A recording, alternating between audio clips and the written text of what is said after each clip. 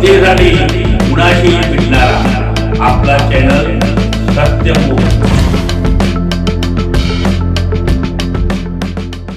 अजितदादा म्हणजे जनसामान्यांच्या समस्या सोडविणारे आधारवड, शब्दाला जागणारे, वचनांना कृतीत उतरविणारे एक करारी, अभ्यासू व सेवाभावी व्यक्तिमत्व, एक कठोर प्रशासक परंतु प्रत्येकावर प्रेम करीत राहिलेले भावनाशील व्यक्तिमत्व। अशा भावविभोर शब्दांमध्ये महाराष्ट्राचे उपमुख्यमंत्री तथा वित्त व नियोजन मंत्री स्वर्गीय अजितदादा पवार यांना श्रद्धांजली अर्पण करण्यात आली।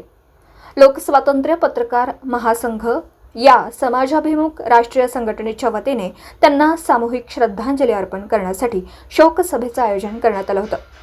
या प्रसंगी अजितदादा अमर रहेच्या घोषणासह त्यांना सामूहिक श्रद्धांजली अर्पण करण्यात आली।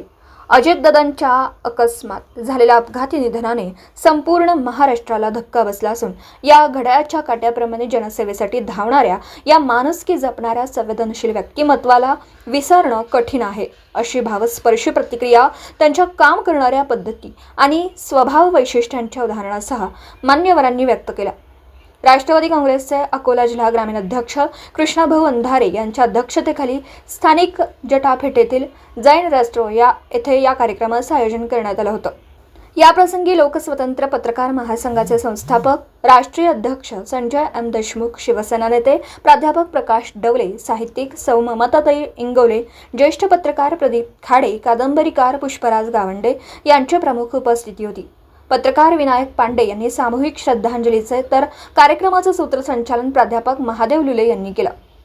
अरे रडते का वेडांनो कामाला लागा, या स्वर्गीय दादांच्या संदेशाप्रमाणे फुले, शाहू, आंबेडकरी विचारांना आत्मसात करून दुःख बाजूला ठेवत उपमुख्यमंत्री पदावर विराजमान झालेल्या सुनेत्राताईंचंही यावेळी अभिनंदन करण्यात आलं। कार्यक्रमाला अंबादास तलहार, पंजाबराव वर, श्रीकृष्ण माळी, मनोहर मोहोडे, मोहन काळे, रवींद्र देशमुख, बुढन काळेकर, एजाज खान, नरेंद्र देशमुख, सुरेश महल्ले, दीपाली बाहेकर, दिलीप नवले, दीपक शिरसाट, अजय वानखडे, अमित इंगळे, अशोक शिरसाट, राजाभाऊ देशमुख, राजेंद्र इंगळे, एम देशमुख, भास्कर इंगळे, राजकुमार अमानकर, सुधीर साखरकर उपस्थित होते। सत्यमुख प्रतिनिधी सुरेश केसरकर, कोल्हापूर। परिवारातले एक चालतं व्यक्तिमत्व होतं, एक अभ्यासू व्यक्तिमत्व।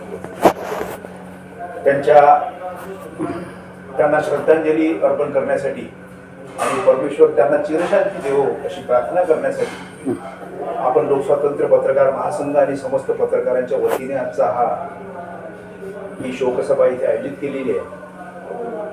अजितदादा म्हणजे एक अभ्यासू व्यक्तिमत्व, परखड व्यक्तिमत्व, बहुजन चळवळीतला एक जाणता संवेदनशील नेता आपल्यातला हरवलेला आहे।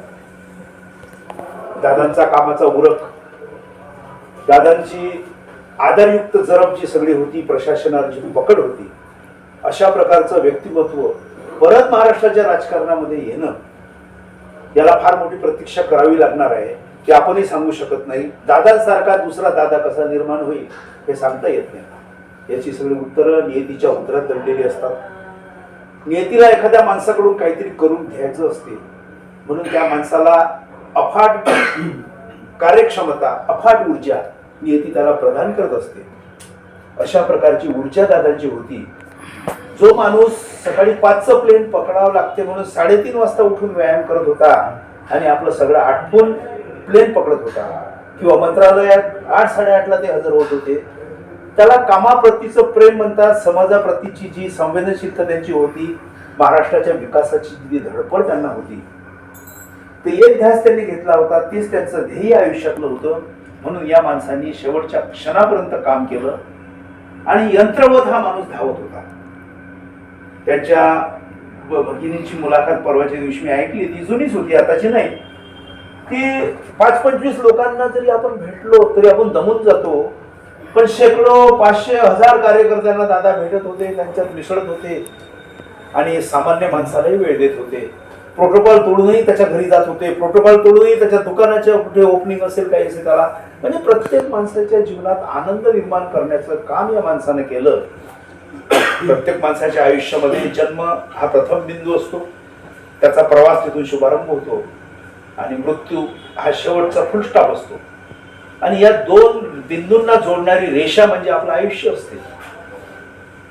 हा प्रवास कधी थांबणार हे कोणालाही माहिती नसते, कुटुंबातल्या लोकांनाही माहिती नसते, पण अचानक असा मृत्यू ज्यावेळेस होतो त्यावेळेस सगळ्यांना धक्का बसतो. अशा प्रकारचं हे दुःख महाराष्ट्राच्या वाट्याला आलेलं आहे. यामुळे पवार कुटुंबीय तर शोकसागरात बुडालेलेच आहेत.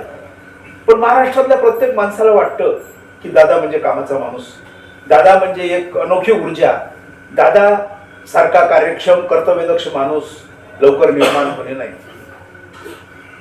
जनतेसाठी कुणाशीही भेटणारा आपला सत्यमुख. लाईक करा, शेअर करा आणि बेल आयकॉन ऑन करा. मित्रांनो, विसरू नका.